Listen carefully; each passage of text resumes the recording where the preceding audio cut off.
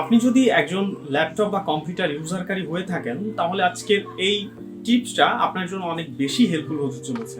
আমরা যারা বিগিনার রয়েছি বা অনেক সামটাইমস সেকেন্ড হ্যান্ড ল্যাপটপ বা কম্পিউটার কিনে ইউজ করি, তারা একটা জিনিস খেয়াল করতে পারি যে আমরা যখন আমাদের ল্যাপটপ বা পিসিটাকে অন করছি তখন অযথায় অনেক লেট হচ্ছে, লোডিং করতে করতে প্রায় 2-4 মিনিট চলে যাচ্ছে। এই বিষয়টার কারণ কি? এই বিষয়টার কারণ হচ্ছে একটাই, সেটা হচ্ছে আমাদের কম্পিউটার বা আমাদের ল্যাপটপটা স্লো হয়ে গেছে, ওর যে স্পিড সেটা কিন্তু অনেক কমে গেছে। তো আজকে এই টেক টিপসের মাধ্যমে আমি এই এপিসোডের মাধ্যমে এটা জানানোর চেষ্টা করব যে আপনি প্রধান কোন কোন বিষয়গুলো খেয়াল রাখবেন আপনার কম্পিউটার বা ল্যাপটপের স্পিড নিয়ন্ত্রণ বা ঠিক রাখার জন্য। দেখুন, আমি যদি প্রথম যে টিপসটা দিব সেটা হচ্ছে এই স্লো হওয়ার ক্ষেত্রে আমাদের সর্বপ্রথম খেয়াল রাখতে হবে যে আমাদের কম্পিউটার বা ল্যাপটপে কোনো ভাইরাস হানা দিয়েছে কিনা। যদি কোনো ভাইরাস আমাদের ল্যাপটপে হানা দেয় তাহলে সেই ক্ষেত্রে আমরা খুব ভালো মানের একটা এন্ট্রি ভাইরাস যে বিষয়গুলো রয়েছে সেগুলো কিন্তু ব্যবহার করতে পারি। তাহলে এই ক্ষেত্রে কিন্তু আমাদের যে কম্পিউটার বা ল্যাপটপের যে স্পিড সেগুলো কিন্তু নিয়ন্ত্রণে চলে আসবে। এবং এটা হচ্ছে মানে খুবই প্রাথমিক একটা অবস্থা, ঠিক আছে, খুবই প্রাথমিক একটা চিকিৎসা যে আমাদের দেখতে হবে যে আমাদের ল্যাপটপ বা পিসিতে কোনো ভাইরাস আছে কিনা। এবং দ্বিতীয়ত যে বিষয়গুলো আমরা চেক করব সেটা হচ্ছে আমাদের ল্যাপটপ বা পিসিতে অপ্রয়োজনীয় ফাইল জমে আছে কিনা। কারণ অনেক দিন ব্যবহারের পর আমরা দেখা যায় কি যে অনেক ফাইল জমে যায় যেগুলো অপ্রয়োজনীয়, পরে আর আমাদের কাজ লাগে না। এই সমস্ত ফাইল যদি জমে থাকে তাহলে কিন্তু আপনার ল্যাপটপ বা পিসির স্পিড কমে যেতে পারে। এটা প্রথম অপশন থেকে মানে ভাইরাসের অপশন থেকে দ্বিতীয় অপশন বেশি ভয়ঙ্কর। কারণ এই অপ্রয়োজনীয় বা অতিরিক্ত যে ফাইলগুলো রয়েছে এইগুলো কখনোই রাখার দরকার নাই। এগুলো যদি মনে করেন যে আপনার 2-5 দিন পরে কাজে লাগবে রাখতে পারেন, যদি মনে হয় আর প্রয়োজন নাই ডিলিট।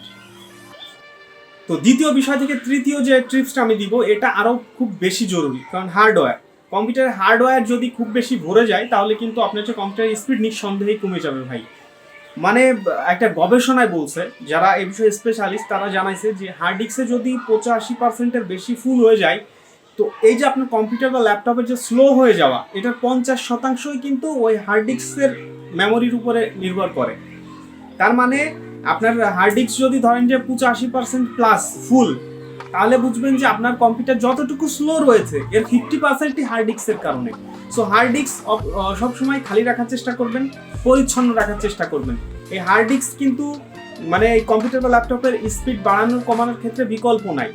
হার্ড ডিস্ক অবশ্যই ক্লিন রাখবেন, তাহলে আপনার ল্যাপটপের যে স্পিড সেটা কিন্তু সুস্থভাবে চলতে পারবে। এবার আসি চতুর্থ বিষয় কিন্তু আরও বেশি জরুরি, ব্রাউজার। কারণ আমরা যারা সাধারণ ইউজার রয়েছি বা আমরা যারা কন্টেন্ট ক্রিয়েট করি বা আমরা যারা এই ভিডিওটা এই মুহূর্তে দেখছেন তারা সবাই কিন্তু এরকম বদ অভ্যাস কিন্তু আমাদের প্রত্যেকের মধ্যে আছে যে একটা ল্যাপটপ বা একটা পিসিতে 10টা 15টা 14টা মানে ট্যাব ওপেন করে কাজ করা। তো একটা ল্যাপটপ বা একটা পিসিতে এই একাধিক ট্যাব ওপেন করে কাজ করলে ব্রাউজারের উপরে অনেক বেশি একটা প্রেশার পড়ে, একটা চাপ পড়ে। তো এই ব্রাউজার আপনি যতই ট্যাব ওপেন করে কাজ করেন না কেন, কাজ করার শেষে ব্রাউজারগুলো অবশ্যই পরিষ্কার করবেন, বারবার রিফ্রেশ দিবেন ব্রাউজারগুলো। তারপর যে আপনার যে সার্চ অপশনে ভাইরাস প্রোটেকশন নামের যে বিষয়গুলো রয়েছে আমি ডেসক্রিপশনে বা আই বাটনে এন্ড স্ক্রিনে দিয়ে দিব কিভাবে স্পিড ক্লিয়ারের পরে আপনার ল্যাপটপ বা পিসিটাকে আপনি পরিষ্কার পরিচ্ছন্ন রাখবেন। এই বিষয়ে আমার একটা ভিডিও রয়েছে, আমি দিয়ে দিব। তো এই যে বিষয়গুলো আমি শেয়ার করলাম, হ্যাঁ, আমরা সবচেয়ে বেশি প্রবণতা আমাদের মধ্যে যেটা রয়েছে একাধিক ট্যাব ইউজ করা, বাট ইউজ করার শেষে ব্রাউজার অপরিষ্কার রাখা। এইটা হচ্ছে ল্যাপটপ বা কম্পিউটারকে স্লো করে ফেলানোর প্রধান 4টি কারণ, প্রাথমিক কারণ। আরও অনেক অফিসিয়াল বিষয় রয়েছে, অনেক বড় বড় ভাইরাস অ্যাটাক করে। তো প্রাথমিক যে টিপসগুলো আমি আজকের এই টেক টিপসের মাধ্যমে দেওয়ার চেষ্টা করলাম। আপনি যদি নেক্সটে এরকম আরও মজার ইন্টারেস্টিং টিপস পেতে চান অবশ্যই মাস্টার ইউটিউব চ্যানেলের সঙ্গে থাকবেন এবং সাবস্ক্রাইব করে বেল বাটনটা অন রাখবেন যাতে পরবর্তী ভিডিও নোটিফিকেশান সবার আগে আপনার কাছে পৌঁছায় যায় আর আপনি এই টিপসগুলো কাজে লাগাতে পারেন। আপনার সুস্থতা কামনা করছি। Thank you so much.